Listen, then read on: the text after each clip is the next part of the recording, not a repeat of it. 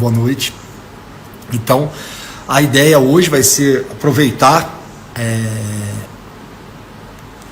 bastante aí o Gleison para a gente discutir 2 casos da vida real, e nós vamos abordar como que nós abordaríamos esses casos de insônia, de privação de sono. Então vai ser um caso de uma mulher de 40 anos e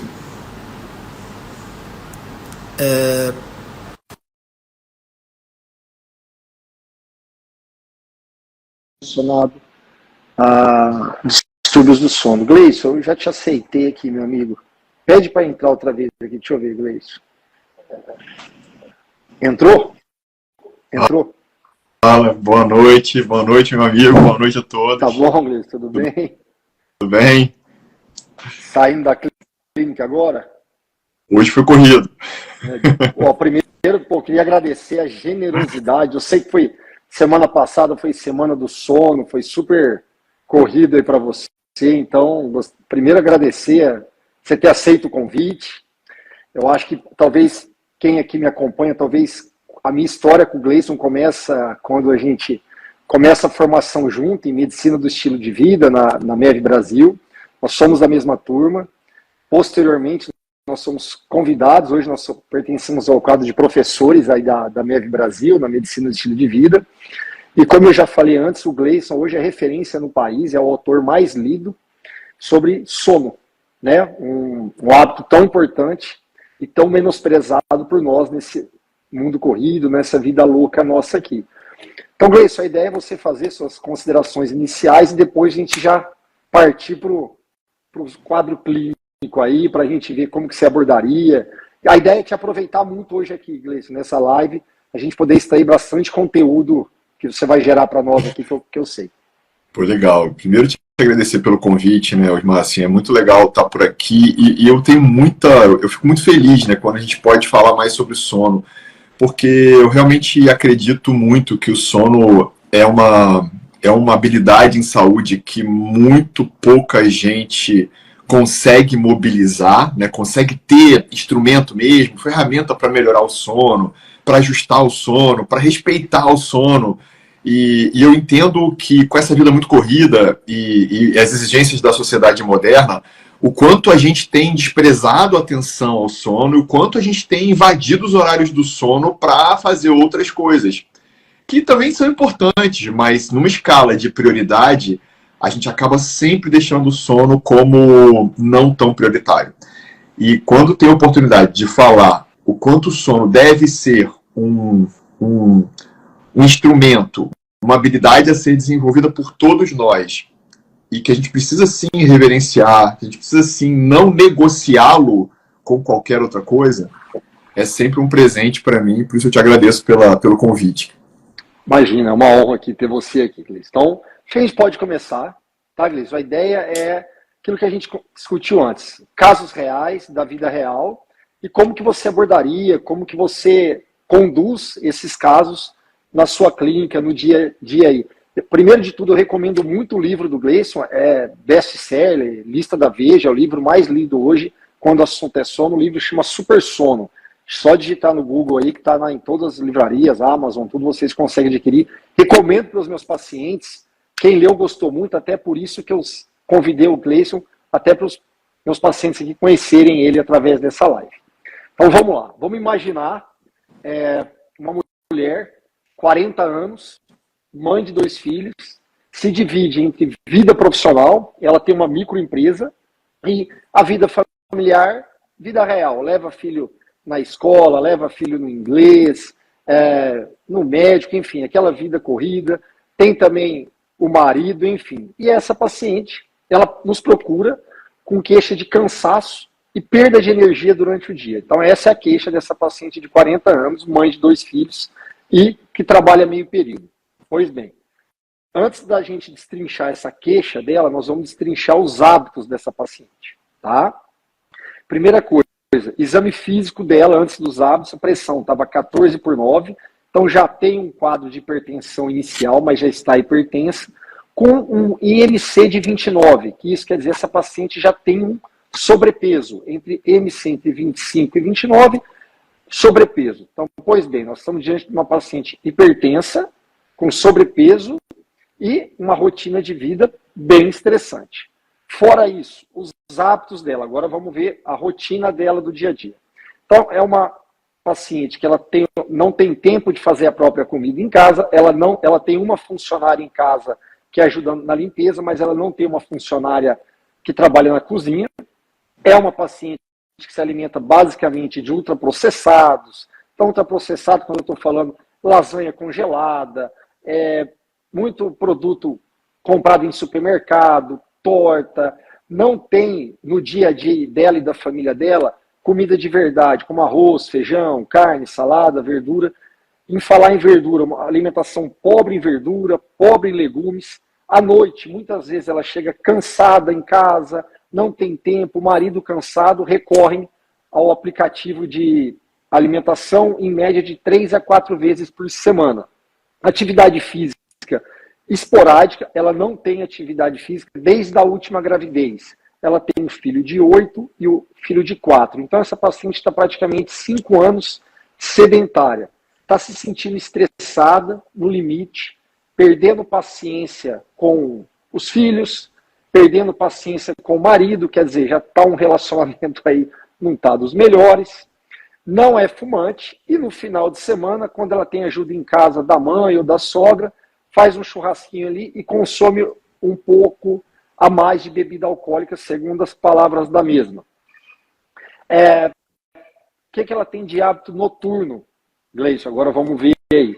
Ela põe a criançada para dormir por volta das 9 da noite, entre 9h30 e 10 horas da noite o marido dorme e é a hora que ela tem para ela. É a hora que ela deita na cama dela, ela está no ambiente já que ela dorme, ali com a roupa do dia, ela deita e do lado dela tem o quê?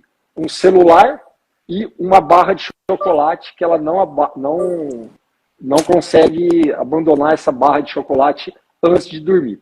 E o celular ali, ela fica na rede social, procrastinando, ela fala que ali é o momento dela, que ela usa para relaxar, e ela fica ali na rede social, a programação é ficar 5, 10 minutos, quando ela vê, ela ficou 1h30, aí isso dificulta ela pegar no sono, quando ela vê, ela vai dormir 11h30, meia-noite, e o horário de acordar, de despertar na casa é 6 horas da manhã.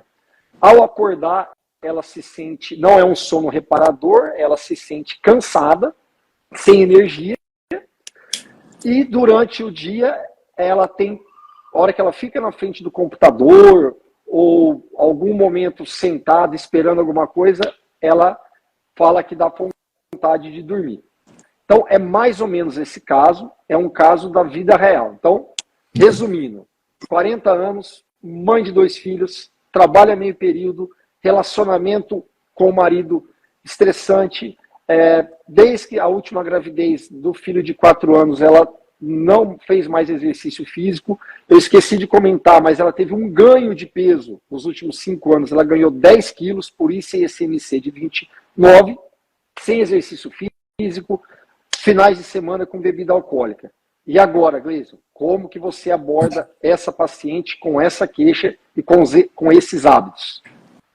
É muito interessante porque essa história é muito comum, né? Pode ser que alguém que esteja aqui com a gente se encaixe muito nessa história. Você viu nesse caso, né? Porque queixas de cansaço, queixas de desânimo, queixas de um sono não reparador, né? Eu já acordo cansado, com a sensação de que parece que eu não dormi, eu ouço todo dia. Sono que não descansa, eu ouço todo dia. E o que eu acho que mais importante, Osmar, assim, é a gente sempre lembrar que quanto mais profundo a gente mergulhar na busca da causa, menos busca de medicações para alívio do sintoma, menos sintomáticos a gente vai fazer. O que a gente tem visto hoje na prática clínica de uma forma geral é muita gente querendo tratar o cansaço dela, né? Então a gente só lembra da queixa principal, e aí a queixa principal dela é cansaço, vou focar no cansaço e vou dar um remédio para o cansaço dela. E aí eu vou oferecer para ela uma medicação para aumentar o alerta, para aumentar a disposição, para aumentar a funcionalidade dela, a atividade dela diurna, para que ela fique bem animada durante o dia. E ela vai ganhar o que a gente tem visto todas as semanas, eu vejo pelo menos um caso. Ela vai ganhar Venvance, ela vai ganhar outra droga estimuladora do dia, e a gente não vai olhar, e na maioria das vezes é isso que acontece, para a raiz, né? Para assim, aquilo que está por trás daquilo tudo, que talvez seja muito maior do que só uma queixa de cansaço, porque a queixa de cansaço é só o que realmente fez com que ela decidisse te procurar, né? A tomada da ação, a decisão dela foi nesse momento em que ela começa a sofrer com a questão do cansaço. E aí a gente não pode ser raso, superficial nisso, né? Para tentar não ser raso, o que eu tento buscar muito é entender esse contexto do cansaço e quais são as possíveis causas depois de uma conversa em que a gente se conecta com o paciente, né? Você conta uma história de conexão em que você entendeu toda a dinâmica dela. Você entendeu a dinâmica dela com relação a ela própria e as sensações, os valores dela, o quanto de angústia que ela sente com algumas questões na relação com o marido, né, de talvez não estar tão presente com os filhos, de não conseguir atender as demandas pessoais dela, de fazer uma atividade física, de só ter tempo para ela depois que os filhos dormem, e aí é quando ela invade o horário do sono e o seu ritual pré-sono que ela não tem para poder ver televisão ou ficar no celular, ou seja, com hiperestímulo de tela azul 1, 2 horas antes do sono, que é péssimo, porque isso bloqueia todo o seu ritual pré-sono. Ou seja, depois dessa conexão toda, que a gente percebe com a sua história, porque é uma história de quem se conecta, né? A gente indiscutivelmente precisa realmente avaliar para saber, do ponto de vista dela, dessa pessoa que está reclamando de cansaço, o que ela entende como sendo mais importante para ela. O que é mais valoroso para ela, né? Assim, e aí é uma coisa que eu falo muito aqui no consultório, nas minhas consultas, eu tento descobrir muito o que te trouxe aqui de verdade. Foi o cansaço? Então eu perguntaria, né, assim, mas o cansaço que te trouxe aqui, ou é o que você deixa de fazer por estar muito cansada? E na maioria das vezes eu acabo percebendo isso. Quando eu chego em casa eu não consigo brincar com os meus filhos, quando eu chego em casa eu não consigo dar atenção ao meu marido, jantar com o marido eu não consigo fazer há muito tempo, porque eu vivo cansado, eu tenho que pedir aplicativo. E aí vem o hambúrguer, vem a pizza, e aí isso faz com que eu ganhe peso, com que ele também ganhe, e a gente nunca tem um tempo só pra gente, porque a vida é sempre muito corrida. Essa é a sensação, sabe? Se eu tivesse que continuar com a história com ela, parecia que era isso que ela ia me falar, e é isso que a gente vê todo dia. E essas pessoas, né, quando elas acabam sendo atendidas ou orientadas por outros médicos que não buscam exatamente os seus valores, não buscam aquilo que é realmente importante para ela, talvez só dê uma medicação para alertá-la, para deixar ela mais disposta. Com relação ao cansaço, esse mergulho mais profundo, né, e aí quando a gente vai realmente para raciocinar aquilo que envolve esse cansaço que ela refere, a gente precisa realmente entender se esse cansaço, e que esse cansaço tem a ver com o quê? Fica mais fácil, é claro, eu sou médico do sono, eu sou pneumologista e sou médico do sono, então, cansaço é comigo, né? Você também, né? Porque, cardiologia, pneumologia e medicina do sono. E a gente acaba confundindo muito, no Brasil tem muito essa confusão do cansaço com a falta de ar, né? E o que ela sente não é falta de ar, não é dispneia, é cansaço físico, é desânimo, é vontade de não fazer nada, é sonolência excessiva diurna, porque ela cochila assim que ela pode, ela tem sono de dia e ela tem uma sensação de sono no reparador. Se essa sensação é muito clara, como na sua história fica muito claro pra gente, a gente consegue entender o quê? Primeiro, ela tá assoberbada, ela tem um monte de coisa para dar conta, porque além da vida profissional, ela também tem uma vida pessoal, né? Tem uma vida... todo o seu ambiente, ele acaba sendo sobrecarregado para ela. A gente sabe que as mulheres vivem de uma forma muito mais forte, muitas vezes, do que nós homens, e por isso a gente reverencia tanto elas, né? Mas eu acho que a gente precisa buscar exatamente o que está trazendo cansaço, ao invés de só medicar, ao invés de só estar sintomático. As causas de cansaço mais comuns na prática clínica, indiscutivelmente, a principal causa de sonolência excessiva diurna é distúrbio do sono. Então, se a gente for buscar por onde eu começo com ela, eu começaria com o sono. Se eu tivesse que alinhar todos os pilares e todas as habilidades que eu acho que ela precisa construir, então melhorar o sono, melhorar, né, a sua atividade física, que ela está sedentária há 5 anos, ajustar as questões da alimentação dela, né? Então, ou se ela não sabe cozinhar, poxa, talvez que ela aprenda, ou se ela não tem tempo para cozinhar, tem alguém em casa para produzir esses alimentos. As conexões sociais, que eu acho que, pelo menos pela vida que a gente percebe que ela tem, são também poucas. Uma outra habilidade que a gente teria que desenvolver é a transcendência e também as questões do uso do álcool, que por mais que não seja todo dia, é presente todo fim de semana, né? Então a relação delas com os tóxicos e a relação dela com o gerenciamento do estresse dela, né? Que seriam as habilidades que a gente pensaria em desenvolver, indiscutivelmente eu fico com sono. Deixa eu só te interromper um pouco. Então, assim, deixa eu interromper. Isso que o Gleison está falando é o que a gente trabalha muito hoje, é comportamento, é hábito. 90% das nossas queixas estão relacionadas com os nossos hábitos, com o nosso comportamento. Então, a gente fala, por trás de um comportamento, sempre tem uma história, né? A gente discute muito isso nos nossos grupos de estudo aí, Gleison. Então, Gleison, essa paciente, agora vamos entrar mais no que o tema nosso aí, o sono. Chocolate, dúvidas, tá?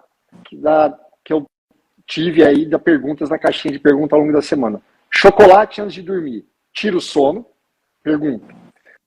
Celular, hoje, grande maioria, celular do lado da cama, o celular hoje virou despertador.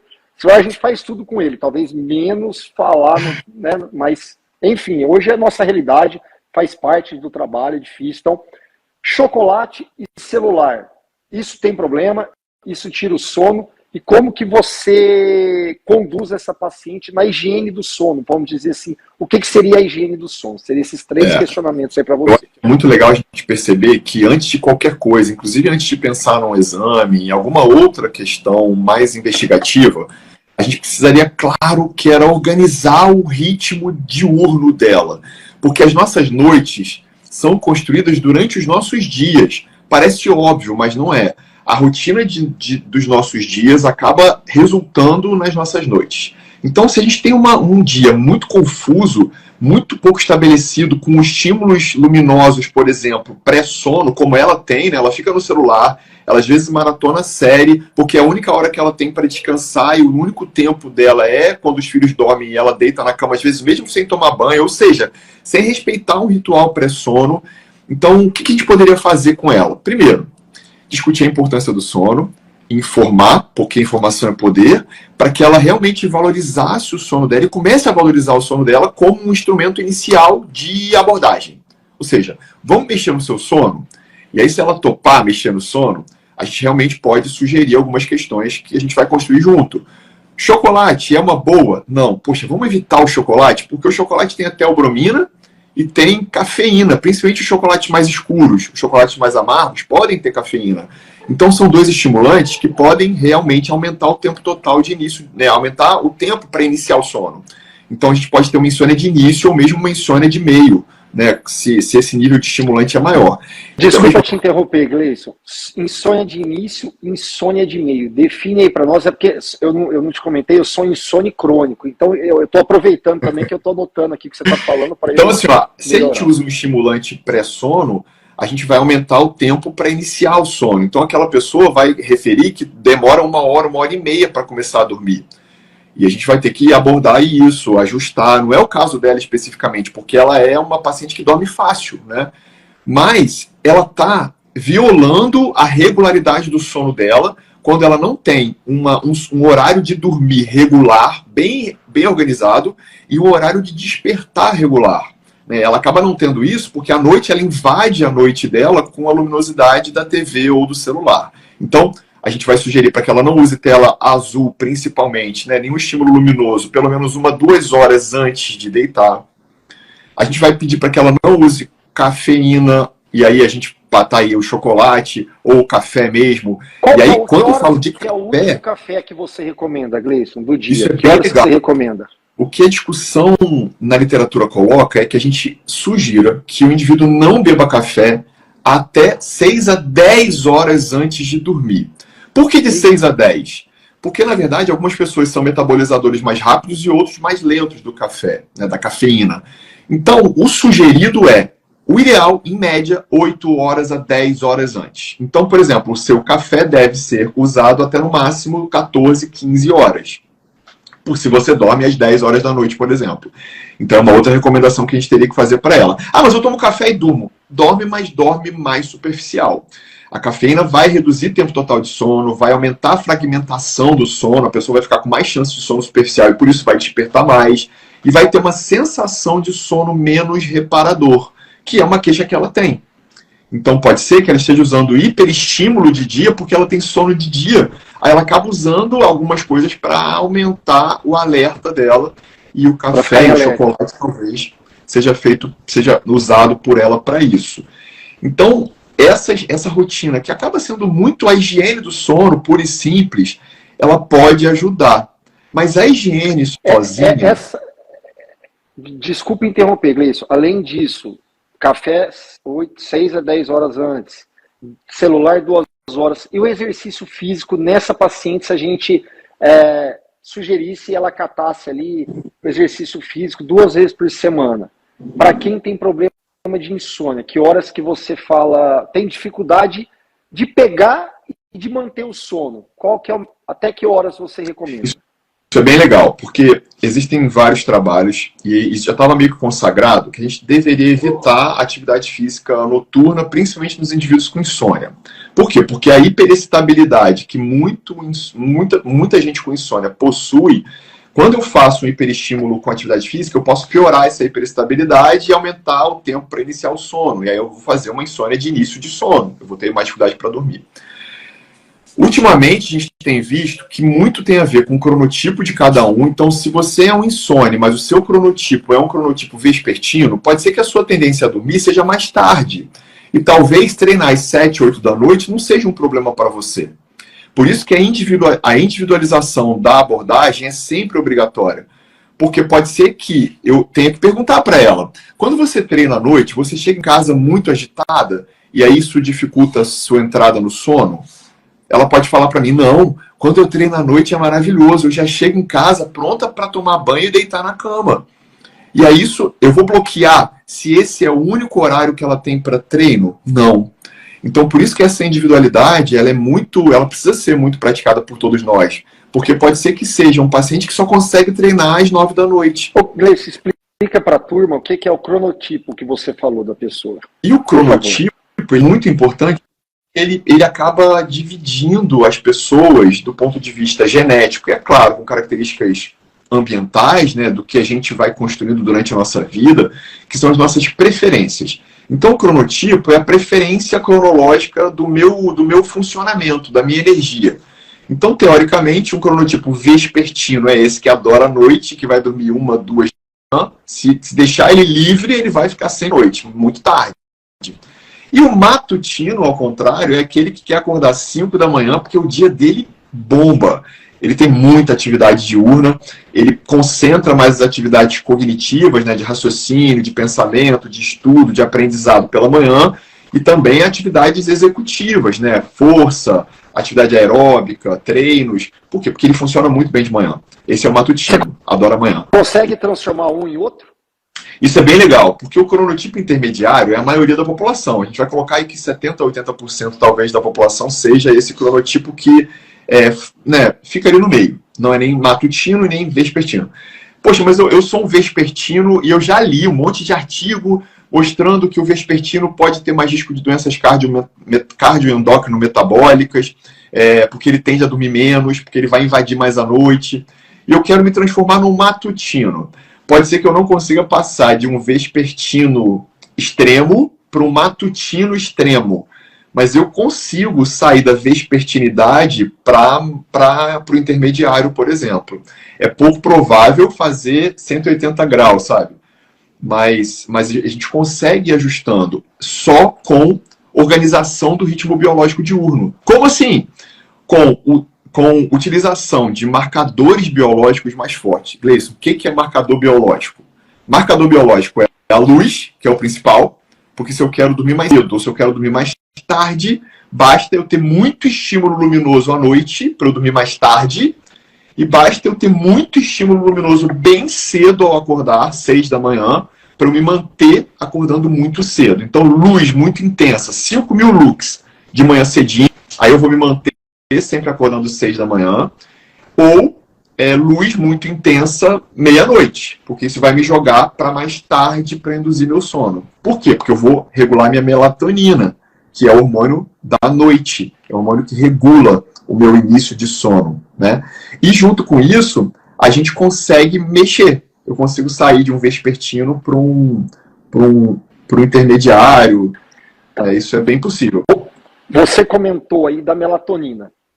Não tem jeito de hoje em dia a gente não comentar da melatonina. Eu uso a melatonina nos pacientes com jet lag. Me corrija se eu estou errado, acho que é uma indicação pontual. Perfeito. Você usa a melatonina, para quem você usa, e se você acha que a melatonina está virando a vitamina D, né?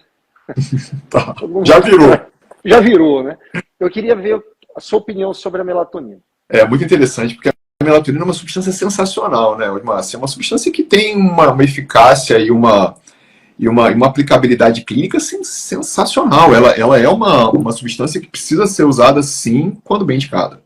Primeiro, eu sou totalmente contra a automedicação, né? Então a gente entende que ninguém pode comprar chocolate com melatonina, nem pílula e nem nenhuma outra substância que contenha lá jujuba de melatonina, até porque a gente já sabe, né, matéria que a gente até publicou no Globo há um tempo atrás, que existem macrodoses de melatonina assustadoras nessas balas que não tem controle. Ah, não sabia.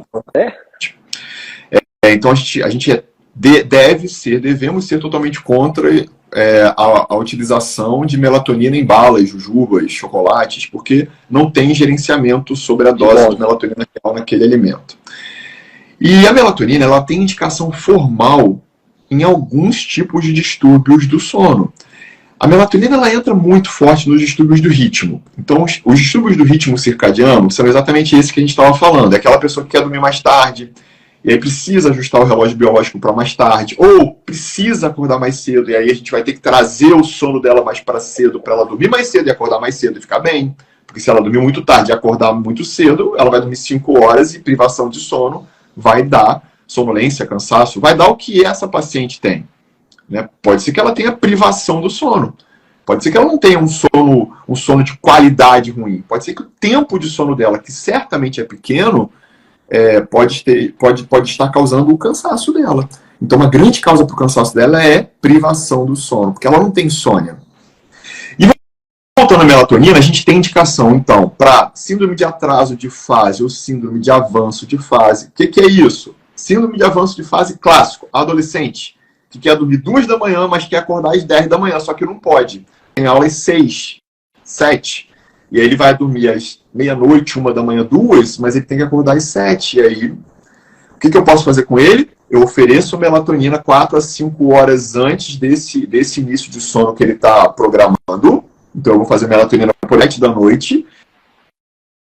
E ao acordar, eu vou fazer com que ele, 6 da manhã, tenha um estímulo luminoso de pelo menos 5.000 lux. Ou um estímulo luminoso de ambiente ensolarado. Dá um exemplo de 5.000 lux aí, Luiz. O exemplo de 5.000 lux é artificial, é uma iluminação que precisa de muita intensidade. Tá. Então a gente teria que ter pelo menos porque o melhor é a iluminação solar. Então, assim, tem que ser o ideal, o mais próximo da iluminação externa, de um dia de sol. Tá? Aí é difícil medir quantos watts eu vou ter que ter, porque tem LED, tem, né, os outros tipos de lâmpada, mas quanto maior a intensidade luminosa, melhor vai ser para marcar o relógio biológico. Perfeito. O segundo relógio, e aí a gente consegue ajustando. Da mesma forma, o avanço de fase é o contrário. Eu vou fazer o quê? Eu vou dar melatonina um pouquinho mais tarde, para a pessoa dormir mais tarde, vou pedir para ela ficar acordada, vou dar melatonina mais tarde, e ao mesmo tempo eu vou ajustar a hora de despertar dela com a luminosidade. O que a gente vai ter que fazer? A gente vai ter que iluminar muito ela, porque se eu não iluminar muito, mesmo que eu queira dar a melatonina mais tarde, não vai adiantar muito, porque ela não vai aguentar, ela vai ter sono. Então eu tenho que deixar ela direto como eu estou mais ou menos aqui, ou muito mais intensamente iluminado, para que eu não durma às 7 da noite, durma sim 11 da noite, que é o horário programado para que eu durma. Perfeito. Então tem que ter 5 mil lux de iluminação aqui em cima de mim, para minha retina pegar tudo isso e continuar mandando para o meu núcleo supraquiasmático, para que eu não tenha liberação da melatonina e a ação dela. Perfeito. Teve uma pergunta aqui, só para aproveitar para emendar, desculpa, para você finalizando a melatonina depois, o magnésio. Outra crença. Tá. Mas vamos lá, melatonina, só para terminar. Melatonina, então. Escorra sobre a melatonina e depois o magnésio. Até um amigo meu que perguntou que ele sei que tem problema de sono grave. Então, melatonina, vamos lá. Ela tem indicação, então, no jet lag, como você colocou, na síndrome de atraso de fase, de avanço de fase, né, nessa coisa de ajustar o horário. Ela tem indicação também em alguns tipos de distúrbios de trabalhadores de turnos, então pessoas que precisam ajustar melhor ou ter um horário mais regulado de sono. A gente pode também usar em trabalhadores de turnos, noturnos, né, principalmente, quando eu quero fazer com que ele durma mais cedo. A gente também pode usar na insônia dos idosos, porque o idoso tem uma liberação um pouco menor, é mais errática também, né? É mais irregular a liberação de melatonina, e a melatonina no idoso pode realmente ajustar ritmo biológico, porque muitos idosos acabam cochilando várias vezes durante o dia. Se eu quero fazer com que o idoso durma um pouco mais concentrado à noite, eu posso oferecer a melatonina para que a melatonina reforce isso. Então a insônia do idoso pode ser sim bem indicada. Na insônia de crianças com questões de autismo, é bem interessante. A gente também pode abrir mão da melatonina. Então, é uma droga para ser usada em qualquer criança que está com dificuldade para dormir? Não. Criança que está com dificuldade para dormir precisa de rotina de sono da família. Então, eu acho que essa é uma regra boa para melatonina. Magnésio. Magnésio também é uma outra febre. A gente está vendo que o magnésio tem sido exaustivamente discutido no Instagram e nas outras redes sociais, mas nos estudos científicos, o que a gente tem relacionando o magnésio e todas as suas formulações diferentes é que ele é uma substância que pode realmente oferecer algum benefício para questões cognitivas, né? Assim, questões cognitivas, de aprendizado, de foco, tem alguma coisa sugerindo isso. Mas com relação a sono especificamente, não tem nenhum estudo mostrando efetividade do uso do magnésio em todas as suas formulações, com relação à manutenção e com relação à integridade de sono, né, a continuidade de sono ou indução de sono mais precoce. Então, magnésio não tem a menor indicação para uso em insônia, a menor indicação para uso em privação de sono, né, a pessoa que dorme menos de 5 a 6 horas por noite, porque não tem efetividade comprovada ainda. Pode ser que tenha, pode ser que sim, mas hoje não é porque o magnésio faz parte da cadeia de formatação de todo o eixo hormonal e neurohormonal da melatonina, né, e do sono, que ele vai ter eficácia comprovada para isso. Então é bem importante que a gente reconheça. Mas eu usei magnésio e melhorei. Tá, efeito placebo existe, e a gente pode entender que a explicação é essa. Tá, teve uma pergunta, agora eu vou aproveitar. Pessoal, quem quiser ir perguntando, vai perguntando, e no meio dessa explanação do Gleison, eu vou falando. Eu ia falar agora, alguém aqui comentou, Zolpidem. Quando você indica o Zolpidem, hoje eu uso muito pouco o Zolpidem, principalmente idoso, porque a minha experiência é delírio, confusão mental, tive relatos assim. Então, você, Gleison, você como especialista, quando você usa o famoso Zolpidem, ou se também não usa mais? O Zolpidem é uma substância que a gente costuma chamar de um hipnótico não benzodiazepínico, é uma substância que induz sono, é uma substância interessante, assim como todas as outras drogas Z. É a classe em que a gente vai incluir o Zolpidem, e algumas outras drogas que já tem também no Brasil, mas o Zolpidem é a mais categórica. Como substância indutora de sono, ela é muito interessante para uso na insônia aguda. Então, na insônia, em que eu quero tratar o paciente porque ele está fazendo um evento agudo de insônia por conta de alguma questão que aconteceu e está dificultando muito o sono dele, e delimitar o seu uso pontualmente, ou seja, não usar mais do que 4 semanas, idealmente, sempre sob supervisão médica. Se precisar estender esse prazo, fala comigo para que a gente não mantenha o uso por muito mais tempo, porque as drogas Z também vão induzir dependência, como os benzodiazepínicos. A gente achava que as drogas Z não causavam dependência, mas a gente já sabe que causa, e aí por isso é o que eu estou vendo aqui, o Gabriel Giga colocou. Minha mãe faz uso diário de Zolpidem 5mg há 2 anos. Já tentamos mamar de várias maneiras, inclusive com a melatonina. A melatonina ela não é indicada para uso para uso substitutivo do Zolpidem. Por quê? Porque é aquilo que eu falei, a melatonina tem indicações clássicas para a organização de sono. Não é o hormônio do sono, é o hormônio da noite, é o hormônio da regularidade do sono. Perfeito. Né? Assim como a luz assim como também a alimentação é um outro marcador biológico forte e a atividade física é um outro marcador biológico muito forte. São os 3 marcadores biológicos mais fortes. Mas para substituir o Zolpidem, para fazer o desmame do Zolpidem, o que a gente costuma usar é uma outra substância, que é um benzodiazepínico, e a gente faz o desmame com, geralmente, clonazepam. Ah, mas é um remédio ruim? É um remédio que, poxa, todo mundo fala mal? Então, mas tem indicação clássica no desmame do Zolpidem. Então, se a gente precisar desmamar Zolpidem, a gente geralmente desmama Zolpidem com o clonazepam em microdose. Ou seja, a gente transforma isso em gotas e vai desmamando calmamente, lentamente, até esse paciente ter total autonomia e senso de autoeficácia para conseguir dormir sozinho e sem depender de remédio. Mas assim, é muito mais do que isso, né, Osmar? A gente sabe disso, que é muito mais do que só substituir remédio. Às vezes, ajustes de estilo de vida já melhoram muito, e aí facilitam demais o processo. Como a audiência aqui é rotativa, muita gente entra, sai, só para resumir, nós estamos falando de uma paciente, eu comecei apresentando um quadro, o Gleison está discorrendo, de uma mulher de 40 anos, mãe, trabalha e com queixa de cansaço, perda de energia. E Gleison, teve aqui, no meio, queria que você respondesse 2 perguntas.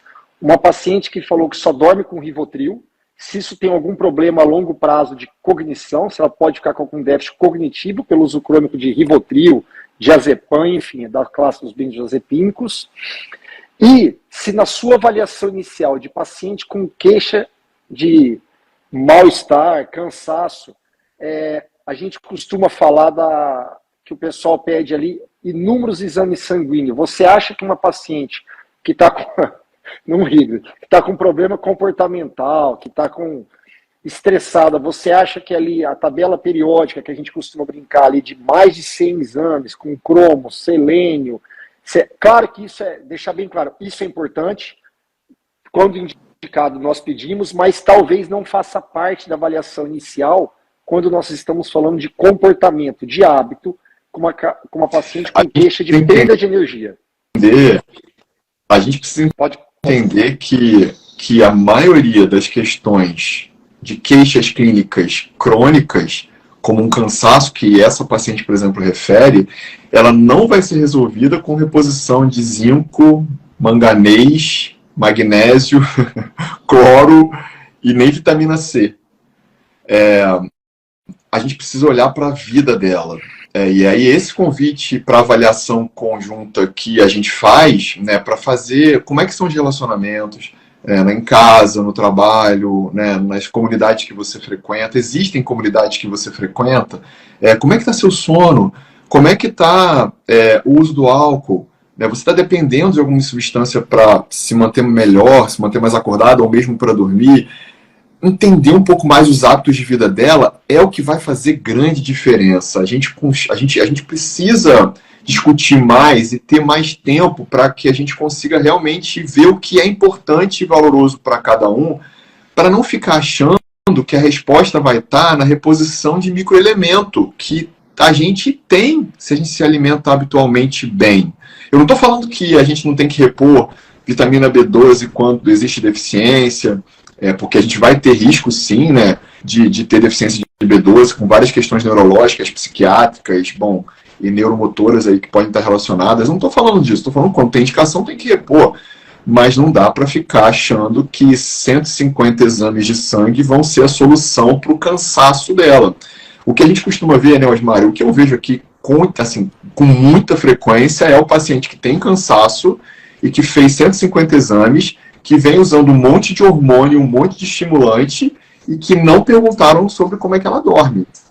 Não investigaram se ela ronca, se ela tem apneia, se ela tem insônia, se ela dorme, qual é a quantidade de horas por noite. E a gente vê que essas pessoas vão ter hiperatividade, às vezes, vão ter déficit de atenção, vão ter déficit de concentração, memória horrível, porque elas vivem cansadas e estão dormindo 4, 5 horas. Por quê? Porque elas querem um pouquinho de prazer antes de dormir no celular ou na televisão. E elas estão dormindo 4 a 5 horas, elas vão abrir um quadro exatamente parecido com o TDAH, e aí vai ter um monte de diagnóstico de TDAH. A gente está vendo diagnóstico de TDAH todo dia em avalanche. Toda semana eu tenho gente que usa Venvance no consultório. E aí eu pergunto, mas você já avaliou seu sono? Não, como é que avalia o sono? Eu falei, perguntando. E aí, você dorme bem? Porque não precisa fazer a polissonografia muitas vezes. Né? Quando a gente tem um distúrbio do sono insuspeita, aí sim, vamos fazer uma polissonografia, porque pode ser uma apneia, uma parada respiratória à noite, pode ser bruxismo, pode ser movimento periódico de perna, né? E aí isso também dá muito cansaço, muita fadiga, muito desânimo. Mulher nessa faixa etária, né, a partir dos 50 anos é mais, a gente tem mais déficit de ferro. Então, mulheres que, por exemplo, têm menstruações, né, com perdas hemorrágicas, com perdas sanguíneas maiores, podem ter déficit de ferritina, déficit de ferro, que é um fator de risco, por exemplo, para a síndrome da perna inquieta, que é uma grande queixa de cansaço crônico na mulher. Mas aí ninguém está olhando para isso, né? A gente não está perguntando se ela mexe a perna durante a noite. Alguém fala que seu sono é agitado? Ih, meu sono é muito agitado, eu rodo a cama inteira, eu chuto meu esposo, eu tenho muito... O sono é muito ruim, o sono é um sono que não é reparador. Ou seja, precisa mergulhar nas queixas clínicas mais profundas e ajustar estilo de vida, né? Ajustar a organização de estilo de vida, que tem que ser 1 a 1, porque não dá para... Vamos fazer tudo agora, né? Não dá. Perfeito, Luiz. Voltando na outra pergunta que você não respondeu, uso crônico de Rivotril e déficit cognitivo, causa? Existe uma relação de alguns trabalhos, e aí alguns, principalmente estudos observacionais, mostrando que a relação direta entre o uso crônico de benzodiazepínicos pode reduzir, ou pode promover redução de cognição a médio e longo prazo, então pode gerar déficit cognitivo, pode aumentar questões de queixas relacionadas à memória, então piora a memorização, piora a concentração, às vezes piora a atenção, aumenta o risco de queda no idoso. Então, alguns trabalhos bem interessantes mostrando que essa população sofre mais com isso. Hoje, eu atendi um paciente de 74 anos que ele usa bromazepam 6 miligramas há mais de 15 anos e ele, agora, essa semana, ele chegou com o olho roxo no consultório hoje. E aí, me falando que ele, mais uma vez, esse final de semana, teve uma queda durante o dia. É claro que existem outras quedas, né? Outras causas de lipotímia e mesmo de síncope, mas o uso de benzodiazepínico aumenta o risco de queda, principalmente à noite, e a gente acaba prescrevendo benzodiazepínico. E aí esse paciente, quando eu perguntei para ele, mas por que o senhor usa bromazepam? Ele falou, porque minha pressão aumentava muito à noite. E aí o meu cardiologista prescreveu porque ele disse que a minha ansiedade é que aumentava a minha pressão. Aí eu pensei comigo, o senhor ronca, né? Falei para ele, o senhor ronca? Eu ronco muito. Mas alguém já falou que o senhor tem apneia? Eu falei, ele é viúvo? Ele falou, então, doutor, minha esposa antes falava que eu tinha muito ronco e ela percebia que eu tinha uns engasgos, umas paradas. Eu falei, a pressão do senhor aumentava à noite não era por causa da ansiedade, era porque o senhor tinha apneia do sono e a apneia do sono aumenta a pressão durante a noite. Foi bom você ter tocado nisso. Teve mais uma pergunta aqui, antes de eu entrar especificamente na apneia. Menopausa.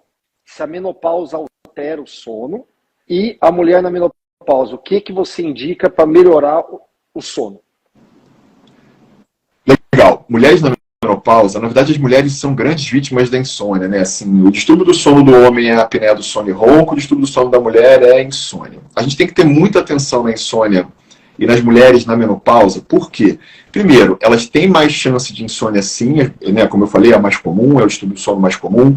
Segundo, mulheres em torno de 50 anos perdem os fatores protetores hormonais de via aérea. Então, a redução de progesterona e estrogênio vai fazer com que essa mulher ganhe mais ronco, ganhe mais chance de roncar e ter apneia do sono.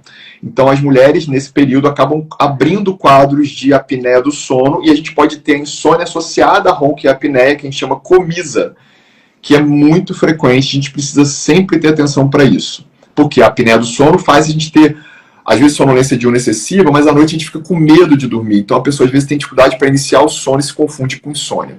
Então, primeiro, atenção para ronco e apneia. Segundo, porque elas perdem o hormônio protetor respiratório, né, que diminui o ronco da mulher mais jovem, por exemplo, e a gente começa a roncar com 30, 35 muitas vezes.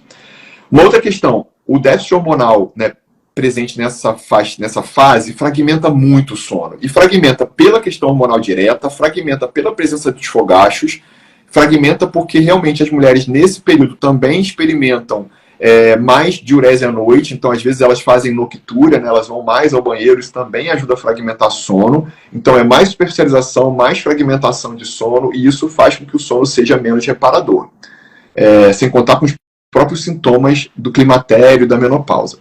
E aí, o que é muito interessante, a reposição hormonal, quando bem indicada e não contraindicada, pode ajudar muito nos distúrbios do sono da mulher, e podem melhorar muito a fragmentação do sono de muitas delas que não têm distúrbios.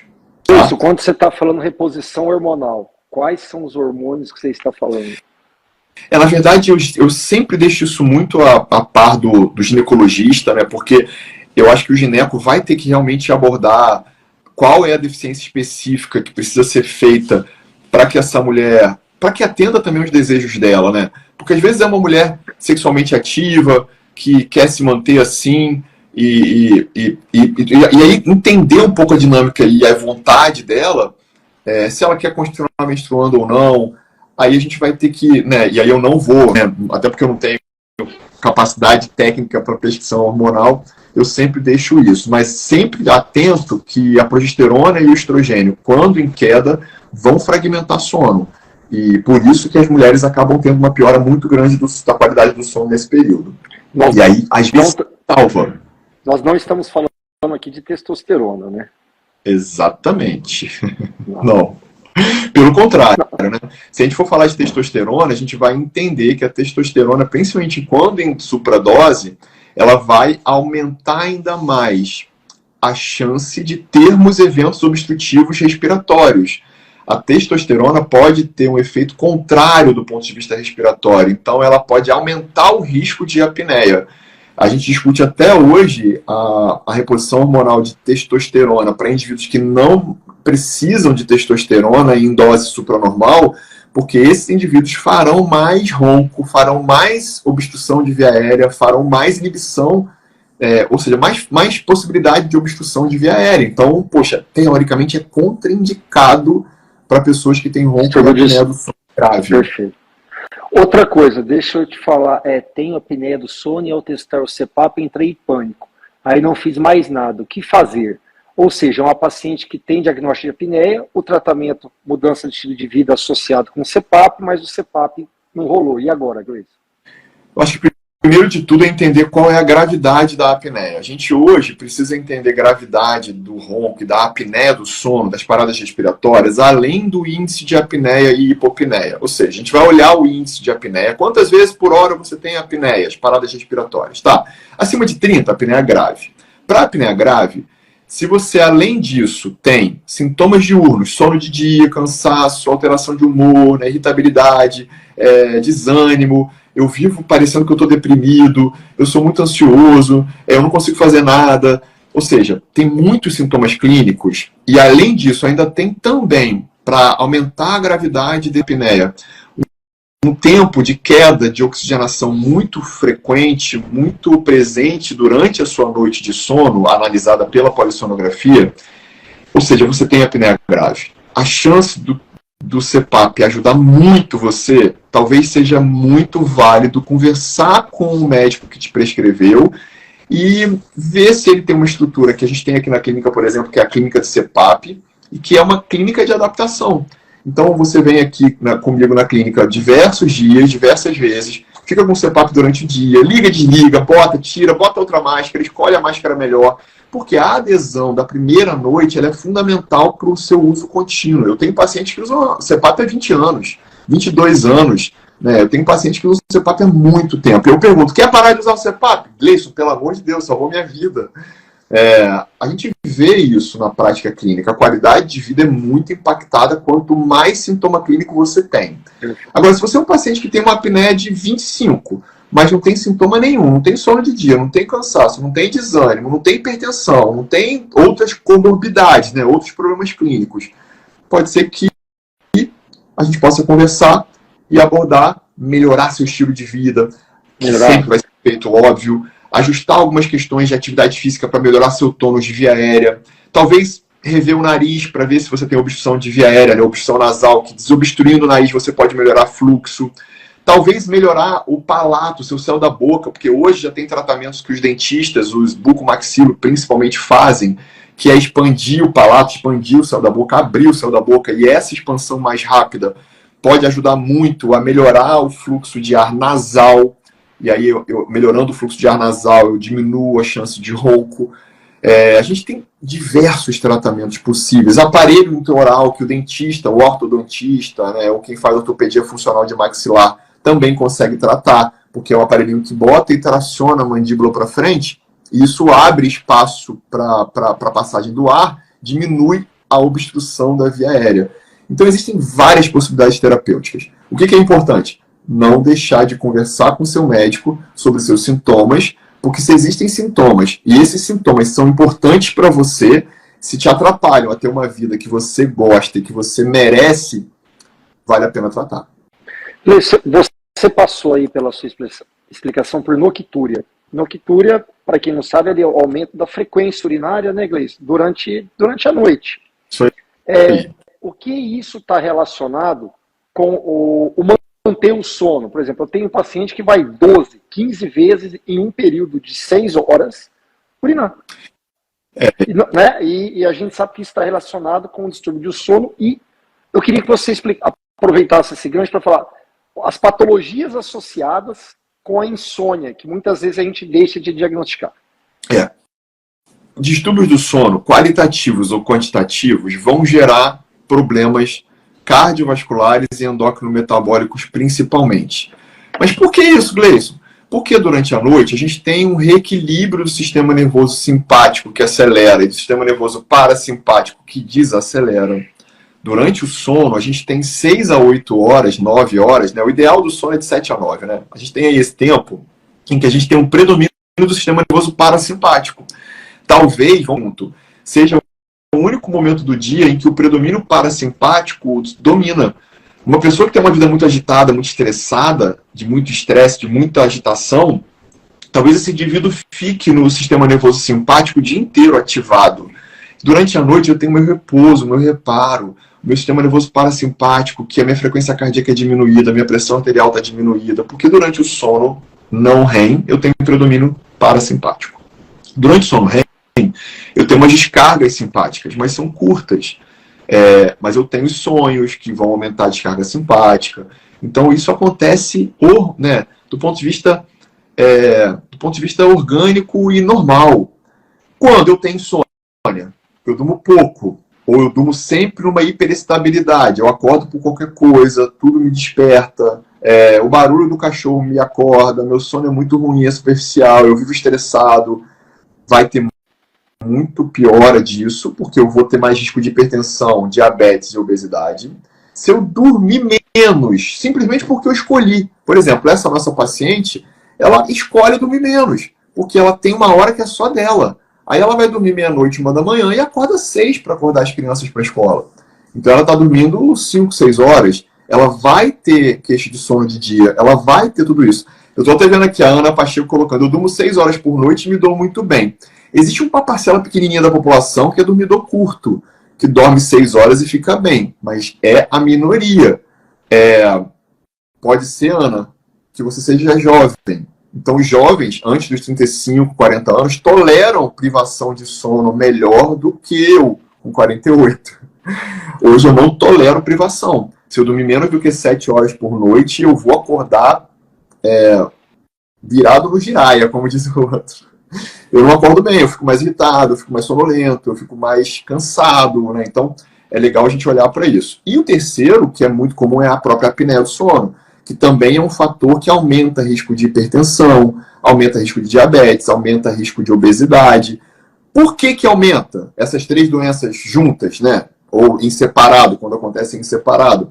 Porque elas vão alterar toda a secreção hormonal que é feita à noite, elas vão aumentar a liberação de cortisol, hormônio do estresse, teoricamente, elas vão diminuir o GH, que é um hormônio anabólico maravilhoso, que a gente secreta durante o N3, no sono profundo. Ela vai alterar a secreção endócrino-metabólica de todos os outros hormônios, como hormônios tireoidianos, como hormônios sexuais, testosterona e uma influência direta na prolactina, que também influencia diretamente nos hormônios sexuais femininos e também masculinos. Ou seja, é durante a noite que a gente tem uma liberação sensacional de vários hormônios. Se eu tenho uma noite ruim, com pouco sono profundo, eu vou ter menos liberação hormonal e eu vou ter mais dano no meu sistema endócrino, né, no meu sistema endócrino metabólico. Eu vou ter alteração de leptina e grelina, leptina é o hormônio da saciedade, grelina é o hormônio da fome, eu tenho uma desregulação disso. Isso vai alterar a liberação e a resistência à ação da insulina, eu vou aumentar o risco de diabetes tipo 2. Só confusão, não vale a pena. Não, eu acho assim, isso que o Gleice falou é importante. Privação do sono, distúrbio do sono, engorda. Se engorda, aumenta o risco cardiometabólico. Isso não temos discussões, tá? Só para... Já estamos há quase 1 hora, Gleice, a gente não pode demorar muito, senão vai alterar o nosso sono. Isso é um problema. Só para... Teve uma pergunta aqui, falou de técnicas de relaxamento, meditação. Isso, você recomenda como terapias para melhorar o sono? Legal, muito bom. Sim, Ellen Cris, né? Eu, inclusive, Ellen, falo muito no Instagram sobre isso, porque, na verdade, entende que quando a gente está no momento presente, eu estou aqui com vocês, né, com um monte de gente assistindo, com o Osmar do outro lado, discutindo as questões importantes relacionadas aos distúrbios, os problemas do sono. Agora eu estou tranquilo, eu estou centrado, eu estou aqui, no momento presente. Qualquer técnica segura e interessante que me coloque no momento presente, e aí a gente vai falar de técnicas de relaxamento mais profundo, técnicas de relaxamento progressivo, escaneamento corporal, mindfulness, qualquer ação meditativa, seja ela meditação através da oração. A gente, quando faz uma oração, a gente pode estar em meditação. Porque a meditação é uma sensação, é uma sensação de plenitude do agora, né? Então, se a gente tem essa entrega nesse movimento da meditação, da respiração profunda, da técnica 478, de alguns chás naturais que também vão promover relaxamento e que não vão gerar nenhum dano, principalmente se são usados com orientação, né, do nutricionista ou do médico, do profissional nutrólogo, por exemplo, isso tudo é muito interessante, né? Então, são alternativas sim para melhorar o sono e a gente acaba privilegiando isso para evitar esse desespero exagerado que muita gente tem de querer estar acelerado durante o dia e querer ter um botão off à noite para poder dormir como se nada tivesse acontecido durante o dia. Não, como eu falei anteriormente, eu faço o meu dia e eu preparo a minha noite através do meu dia. Então, se eu tenho um dia ajustado com meus hábitos de vida, os meus comportamentos conectados com uma promoção de aumento de adenosina, que vai aumentar minha pressão para sono à noite, junto com a melatonina, que vai ser secretada na hora certa, porque eu não tenho estímulo luminoso em hora errada, isso vai ajudar a dormir. Então, tudo isso que você colocou aqui, Ellen, é muito interessante e deve sim ser sugerido. Eu falo muito disso no livro Super Sono. Assim, para a gente, acho que não quero estender, Gleice, eu sei que você tem, primeiro, agradecer enorme. Eu queria dar um depoimento. Eu sou insônia crônico.